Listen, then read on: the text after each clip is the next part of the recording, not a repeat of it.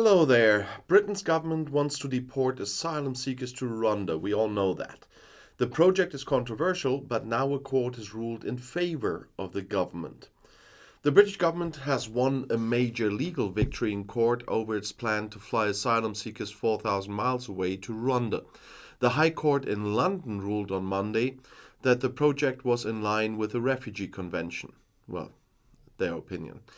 It is right that the government is making agreements with Rwanda to send migrants to the East African country and have their asylum applications decided there. However, the circumstances would have to be examined individually in each individual case.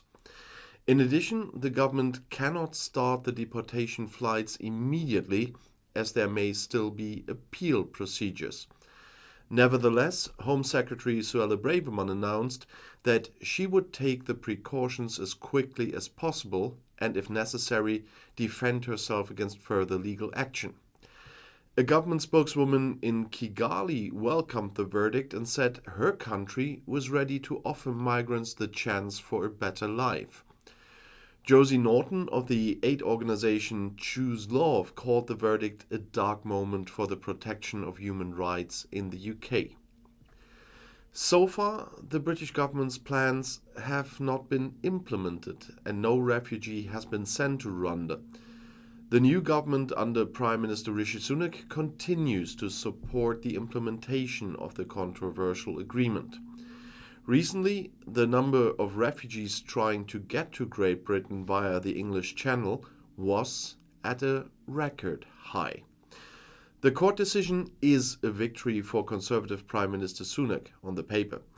He has made tackling illegal immigration one of his policy priorities and has championed the Rwanda plans despite widespread criticism from the opposition, the United Nations, and even King Charles. The project is intended to discourage migrants from entering the country illegally via the English Channel. This year alone, more than 40,000 people came from France to Great Britain in this way, more than in any previous year. Many start the dangerous journey in Afghanistan, Iran, or other countries plagued by war and conflict. The court had already approved the government's plan in principle in the spring. In June, however, an interim order issued by the European Court of Human Rights in Strasbourg prevented a jet that had already been chartered from departing for the Central African country. As the Brexit island remains part of the Council of Europe, the court retains its jurisdiction. Cabinet Minister Oliver Dowden announced at the weekend that the Strasbourg arbitration awards would also be adhered to in the future. The High Court's decision concerned two separate claims now.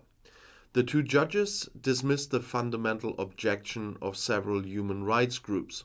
Anyone who comes to the island irregularly, as they put it, that means not using one of the recognized government procedures, and applies for asylum there, may be deported to Rwanda. According to the duo, this contradicts neither the UN Refugee Convention nor domestic laws, but the ECHR sees it differently. The disappointment will not end the resistance. We continue to fight against this brutal and hostile policy, the organizations say. And according to government plans, the target group is primarily young men traveling alone who have been using inflatable boats to cross the English Channel, one of the busiest shipping lanes in the world, for several years. And this year, at least 44,000 people have already come to the country in this way. They have to pay the organized gangs of smugglers between 3,000 and 7,000 euros per person. And 4 refugees died last week when their boat capsized. The kingdom officially accepts refugees from Hong Kong, Ukraine, and Afghanistan. However, among the illegal arrivals were many Afghans as well as people from Iran and East Africa, especially Sudan. Many of them are currently being granted political asylum after many years of uncertainty. The government's project is backed by a partnership treaty with the Republic of President Paul Kagame.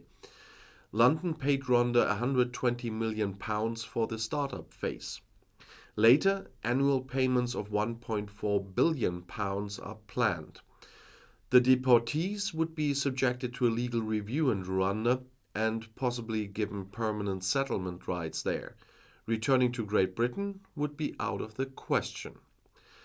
A lawsuit filed by 8 migrants who were scheduled for the first deportation flight prompted the court to order the Ministry of the Interior to re-examine the individual circumstances. In January, the judges want to decide whether their decision can be appealed. If necessary, those affected could also seek a leapfrog appeal to the Supreme Court. There would then be no deportation flights until the summer of 2023 at the earliest. And Britain updated a cooperation agreement with France in November. With lavish payments from London, more police officers are to patrol along the Channel coast, and reconnaissance drones are also being purchased. The French Interior Minister Gérald Darmanin warned the neighboring country on Monday to conclude similar agreements with Belgium and the Netherlands. The Brexit government's ideological concerns and the ongoing dispute over Northern Ireland's economic and political future stand in the way of a more comprehensive agreement with the EU. The immigrant child Sunak is in the crossfire because of the asylum and the whole immigration policy. In order to secure the flank against right-wing populist Nigel Farage, increasingly radical proposals are making the rounds in the governing party. In addition to deportation to Africa, there's also talk of permanent internment without trial. You have to imagine that. Refugee organizations had also complained about the project in Great Britain. After the verdict, they were disappointed, as they said, and it is considered likely that they will appeal the verdict. Judge Clive Lewis ruled in principle for the government. At the same time, however, he judged that the cases of the 8 refugees who had complained to the Ministry of the Interior had not been adequately examined and referred them back to the authority, as I said. But as we all know, Home Secretary Sola Braverman said the government will move forward with its plan and defend legal action. Our groundbreaking migration partnership with Rwanda will help displaced people to rebuild their lives there while thwarting the business model of human smuggling gangs who risk lives through dangerous and illegal small boat crossings, she said. Yeah, and as if she's an altruist. Rwandan government spokeswoman Yolanda Makolo praised the court's decision. Rwanda wants to contribute to new and long-term solutions to the global migration crisis, she said. The Refugee Council reacted also disappointed. The Rwanda plan will cause great human suffering, that's what its leader Enver Solomon said.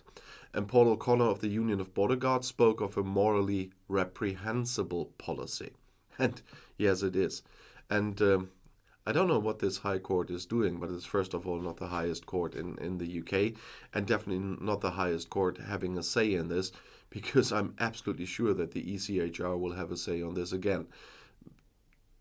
And how they come to the conclusion that this does not violate the Genevan Convention for Refugees, I have no idea. There are some things about the procedures themselves that are different if you entered a country illegally or legally. That has an impact on the procedures. I made this clear when I made the video about this. But it doesn't allow you to deport them to another country against their will.